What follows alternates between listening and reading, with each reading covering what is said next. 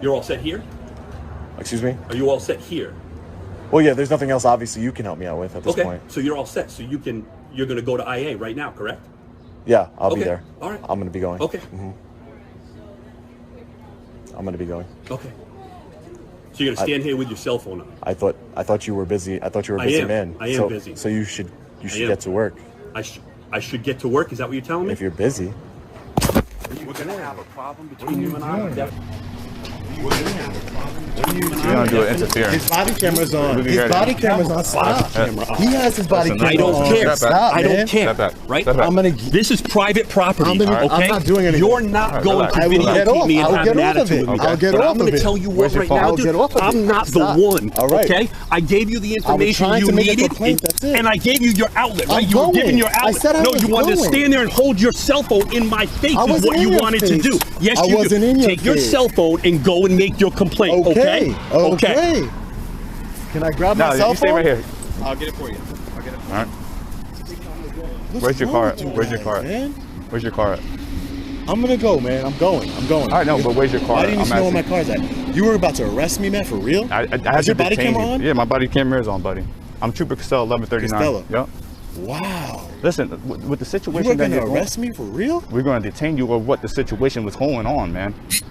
I'm leaving. Conversation's over. Go ahead. Stop. Thank you.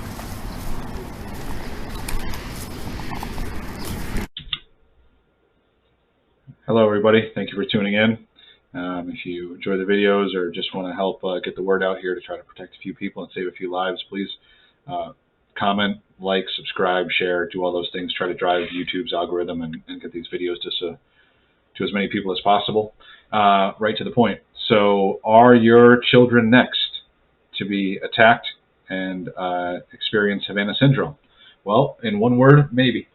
The good news is also the bad news is that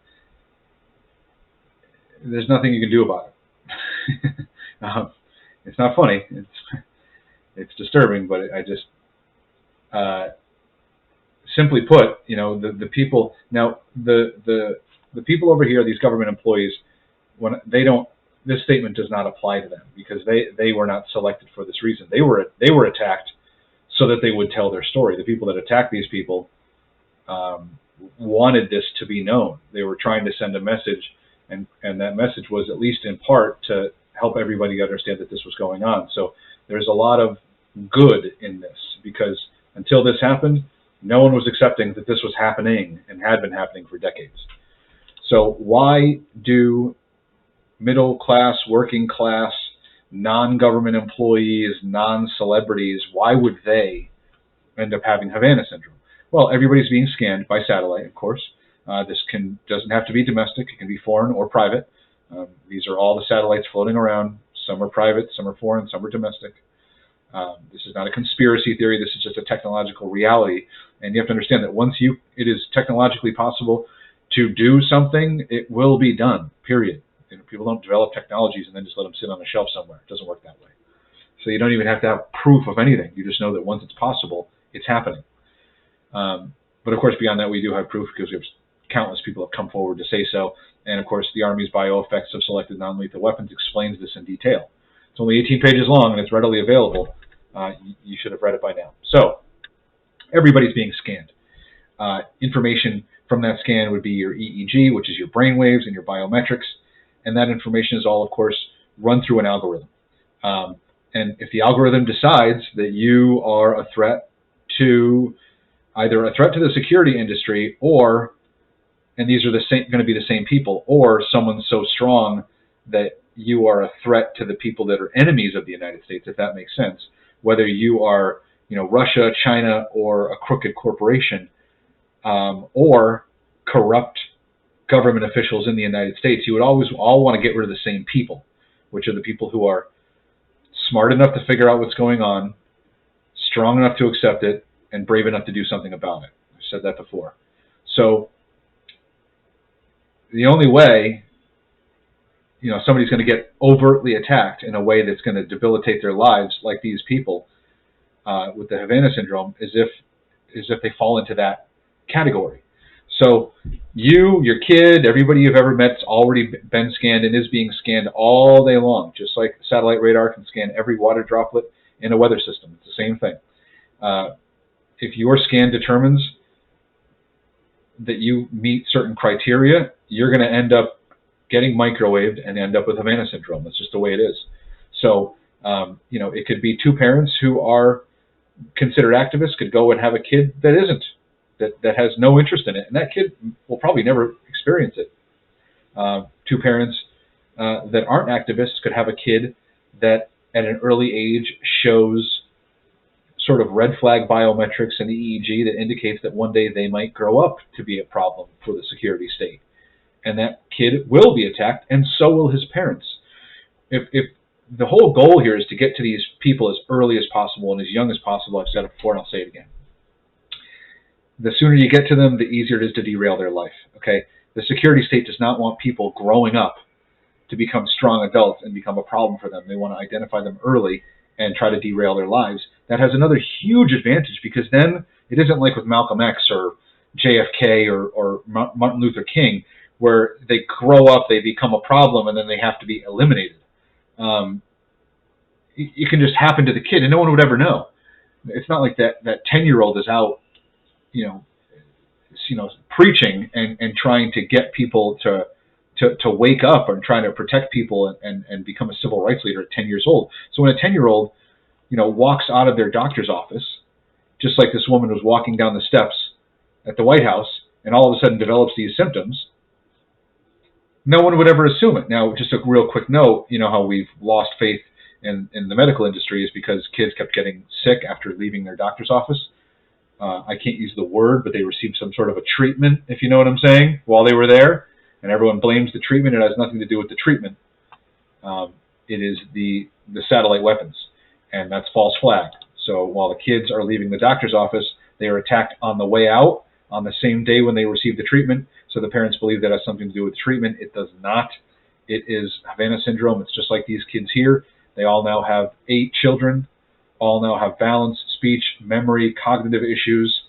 They are essentially permanently disabled. And if one of those kids walked into, if a parent brought one of these kids in, if they weren't these government employees' kids and they were brought into a doctor's office, a doctor would just say, oh, well, they have, I can't say that word either because my video will get flagged and removed, because we're not allowed to talk about those things anymore.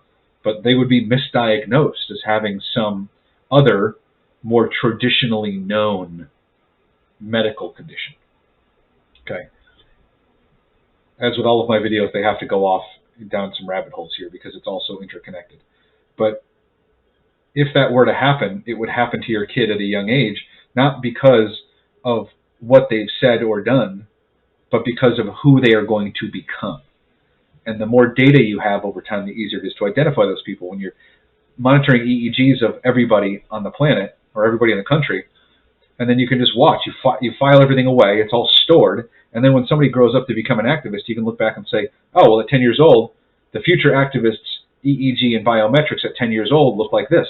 And then you can look for other 10-year-old kids that have the same, or 5-year-old kids that have the same biometrics, and then attack them good and early. You can identify essentially patriots. You can identify the good, strong fighters, the ones that are smart enough to figure it out, strong enough to accept it, and brave enough to do something about it at the earliest age possible. You can attack them before they are allowed to cause any damage to the security state and the security industry, and do it in a way where no one would ever suspect. Because if a 5-year-old falls ill or a 10-year-old, you would never think, oh, well, it's because one day they were going to grow up and be the next Malcolm X or Martin Luther King or John F. Kennedy. No one would ever assume that. So these attacks have been hidden over time for decades in innocent children, but really not innocent if you look at it from their perspective. From their perspective, is that's a future enemy of mine. And the security industry, I mean, again, the aerospace companies, all of these war profiteers that get half of our tax money every year, these people have a really strong incentive to keep people from growing up and pointing out how corrupt they are and fighting back. So, will your kid be targeted? Maybe. Why? That's why. How? That's how. Please, again, comment, like, share, and subscribe. I wish you all the best. And accept what I've come to accept, that this isn't going to change tomorrow. I used to be very impatient and frustrated that people weren't grasping the concept. They're not going to. Okay, it's going to take decades. It's going to take decades before people get it. And you're going to have blank number of dead kids and dead people and people telling this story and people talking about it and suffering and whistleblowers coming forward. And it just has to reach a critical mass. And I know that now. I hope it's in my lifetime. I hope I get to see it. But, you know, again, it's a bit like Orwell. You know, people didn't really, you know, catch on to Orwell at first. It wasn't until well after he died that people started to realize that guy was a visionary. And the same thing is going to happen here. People don't want to believe this. It's an uncomfortable truth, and they're unwilling to accept it. And that's really common throughout human history. If you're still listening to this video and you want to hear me ramble, I mean, think about the fact that the Earth revolves around the sun. Up until 500 years ago, every single human being that was alive or had ever lived believed that the Earth was the center of everything. That was not true, yet they believed it through and through until proof came along, and not just proof, first proof, but then wide acceptance that that was untrue. And Copernicus figured that out, kept it to himself because he knew they'd kill him if he said so. Galileo took that information and released it to the public, and they put him under house arrest for the rest of his life. So people knew that telling that truth was not going to go over well, and even after the truth was out, it still took, and there are probably some people that still believe the Earth is the center of everything. It took decades for Congress to get lead paint off of baby toys. So Congress being inept and not acting while innocent kids die is nothing new.